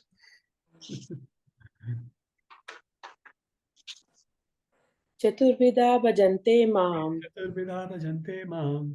Jana sukrito Arjuna. Janaha sukrito Arjuna. Ardho jignasu ardharthi. Ardho jignasu ardharthi. Jnani cha bharatar sabha. Jnani cha bharatar sabha. O best among the Bharatas, 4 kinds of pious men begin to render devotional service unto me. The distressed, the desirer of wealth, the inquisitive, and he who is searching for knowledge of the absolute. Thank you, Mataji. So now Krishna is saying that's exactly opposite what he said in the previous verse. So previous word, the word used was dushkritina. So now he's using the word sukritina. Again, as I said, this sukritina should not be just taken as a pious materialistic activity, but in relation to Krishna. So Chaturvidha, there are 4 types of people. Bhajante mam, they do bhajan of me. Now Krishna is not saying there are prapadyante. What's the 714? 714 was Devi Aishari Gurmai Mam Maya Duratya Mamevya Prapadyante Mayam Etam Tarantite. So the word used here was Prapadyante. Prapadyante means surrender. Now what Krishna is using here is, where is my verse here? Krishna is using here bhajante. So what's the difference between bhajante and prapadyante? There's a journey from bhajante to prapadyante. Bhajante means bhajan karna. You start worshipping something. You start worshipping Krishna, that's nice. But you may not be prapadyante to Krishna. You may not be surrendered to Krishna. As I said, surrender means following everything. And bhajan means, yes, you have done one part of your daily activity is to do arti karna, for example. Om Jai Jagdish Hare Sukh Sampati Garave. That's one. It's nice. It's not nice. It's nice. It's one part of your life. But rest of the day, you may run your shop, you may lie to people, you may cheat people and all those things. So you're doing bhajan? Yes, you're doing bhajan. But is it a surrender to Krishna? It's not a surrender to Krishna. So it's you start from bhajante and the journey ends in prapadyante. So this is the beginning of the journey. And Krishna is calling these people as sukritina. They are pious people. What are these 4 types of people? Arto. Arto means distressed person. आपने देखा होगा Hindi movie में मैं कभी मंदिर नहीं आया. Today I have come to the temple because my mother or father is in hospital struggling with cancer or blood cancer, whatever it is. Many dialogues you listen like that. Arto, they come to temple. But Krishna is calling them sukritina. They are pious. They come to temple. As I said, if they were in mode of ignorance, what shelter they will take? Violence. I will kill this person because he has done bad to my parents or my family. Or they will take shelter of alcohol or drugs. They'll just go in a room and take a lot of alcohol, for example. If they're in passion, they will take shelter of knowledge. No, knowledge is sattva. It says money and sex. That's what they say in passion. You go to another person and cry it out, or you kya kare, bribe someone or do something illegal activity, something like that. And sattva, you seek knowledge. And transcendence, you seek shelter of Krishna. Everyone takes shelter.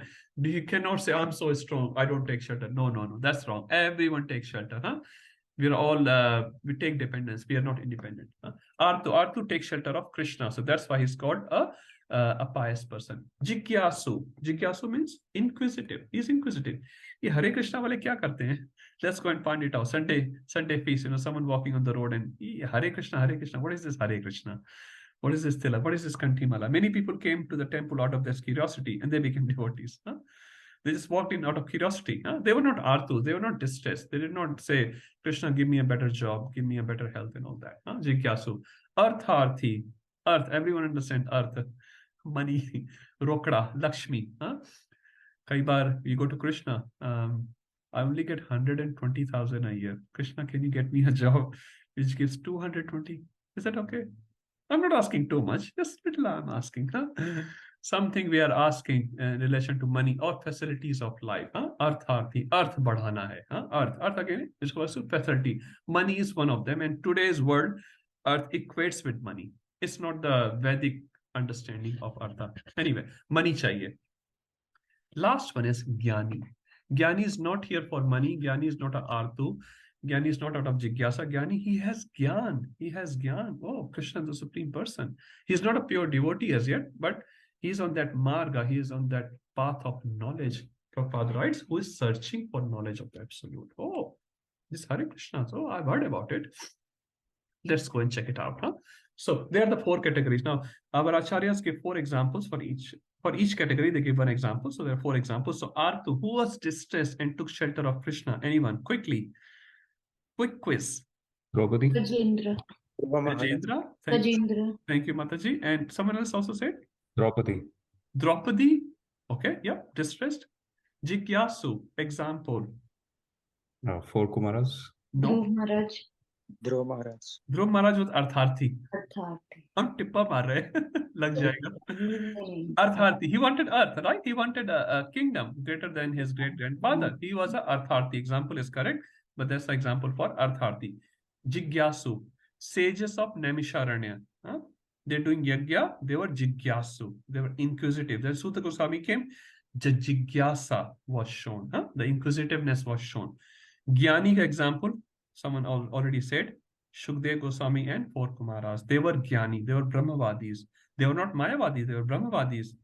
They just did not know that aspect of Krishna. And as soon as they came to know, as soon as the 4 Kumaras smelled the tulsi leaf, wow, and look at Lord Vishnu's form after giving the curse. So curse de diya, tab devotee bane. Now we should not try this out. पहले क्रोध कर ले फिर devotee बनेंगे. नहीं, हम लोग कभी डिवोटी नहीं बनेंगे. Just by expressing our anger, we cannot become devotee. Anyway, in the case of four Kumaras, they smelled the tulsi leaf. That's how they came.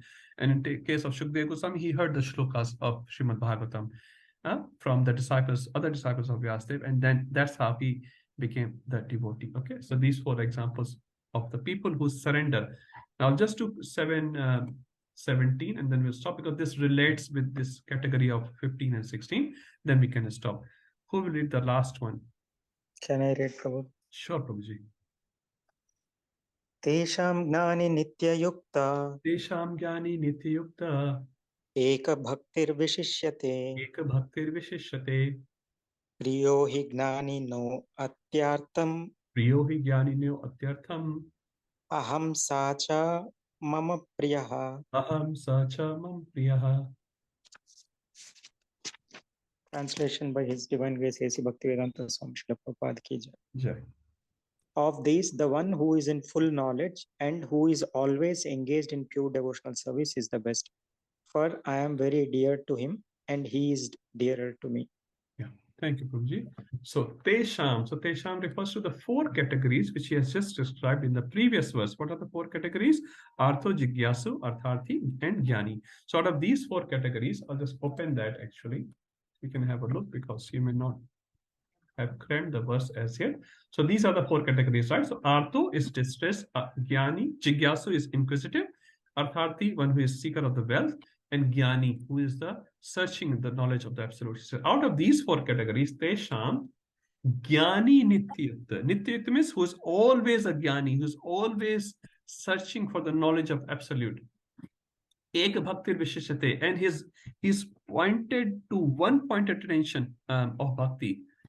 Priyo hi jnanino atyartham. That person is very priya, very dear to me. Huh? So whom does he like? Does he like distressed person? He does not like. Huh? Not he hates, but he doesn't. He says you are pious, but I don't love you so much. If you go to Krishna for artha, for wealth, Krishna give me a lot of wealth. All right, I don't love you. Krishna doesn't say that. Huh? If you're jigyasu, just looking out, huh? Kaun sa chandelier hai?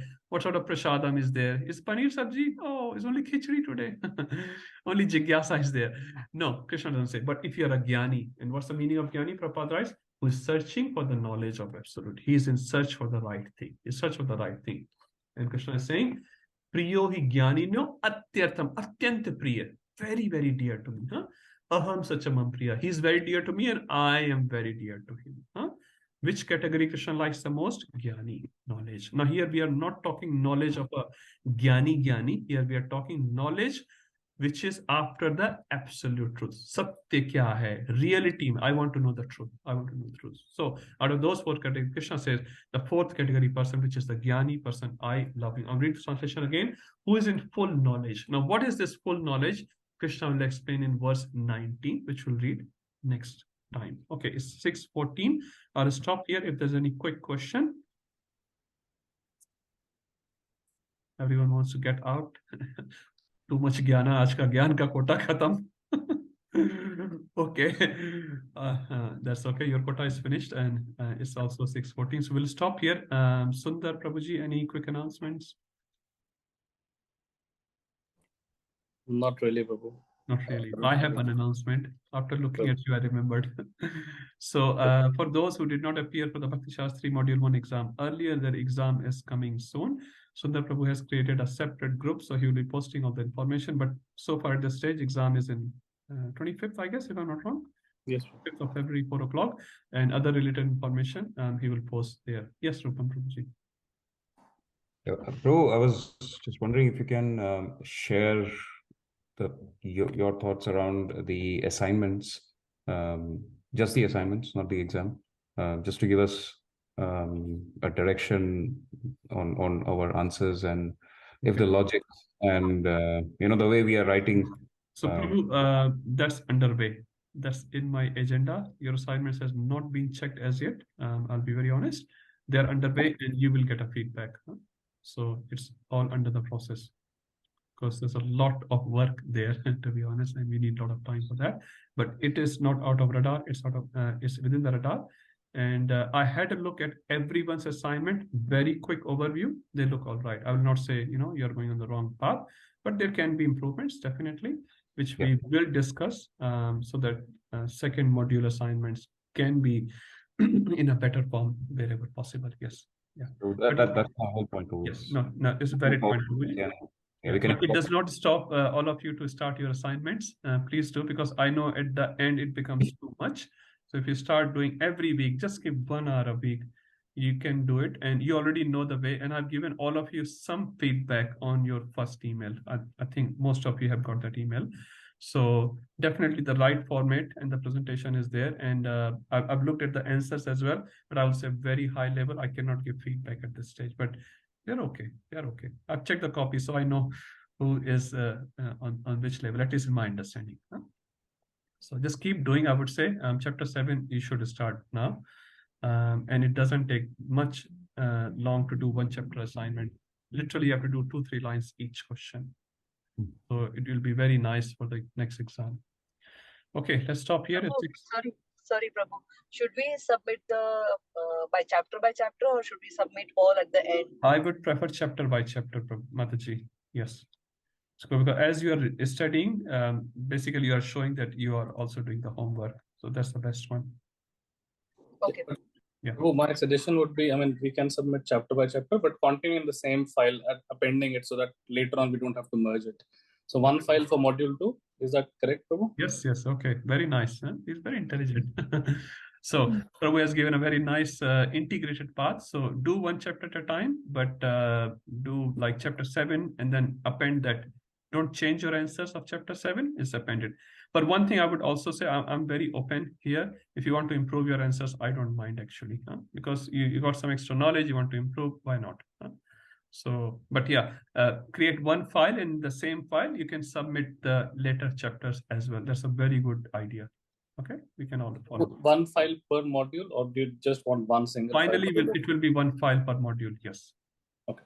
Yeah, for each devotee, there'll be one file for that module. Because I don't want to have, 30 files at the end of the whole thing. You'll also get confused, and you also have to just study one file. When you open your file for the exam, it's one file. I like that way. You won't believe, I actually have created my assignments all in one file, Bhagavad Gita in one go. So I was reading the whole Bhagavad Gita. It's much easier rather than having 30 different files. Like essays are here, short questions are here. There are 18 chapters and there are 3 essays per module, for example. Yeah, one more good news for everyone. I'm sure you'll be happy. For this module, you only have to write 3 essays, not 5. You got an extra concession by my authority, Ghanshyam Prabhu. He's very kind on all of you. He's saying 3 essays are fine. So what can I say? He's very, very kind. So 3 essays. So now you should not delay. Any 3 essays you can choose. Go to your MIHE guideline, that handbook, and just choose 3 essays. So instead of 5, only 3. So choose 3 and write 3 only. Okay. Okay, let's stop here at 6:19 and we'll see you all next week. Hare Krishna. Srila Prabhupada ki jai. Srimad Bhagavad ki jai. Gaur Premanande. Hari. Last announcement today is Vasant Panchami Darshan in the temple. Devotees have worked really hard. Please go physically if you can. If you cannot, just at least take darshan in Mayapur TV. Really beautiful darshan of Radha Gopinath. Hare Krishna. Happy Vasant Panchami. Thank you so much. Hare Krishna. Thank you, Prabhu. Hare Krishna. Hare Krishna. Hare Krishna. Hare Krishna. Thank you. Thank you. Hare Krishna. Hari Hari. Hare Krishna, Hare Krishna. Jai Jagannath Ji. Jai Jagannath. Hare Krishna. Hare Krishna, Krishna Krishna, Hare Hare, Hare Rama, Rama Rama, Hare Hare. Hare Krishna, Krishna Krishna, Hare Hare, Hare Rama, Rama Rama, Hare Hare.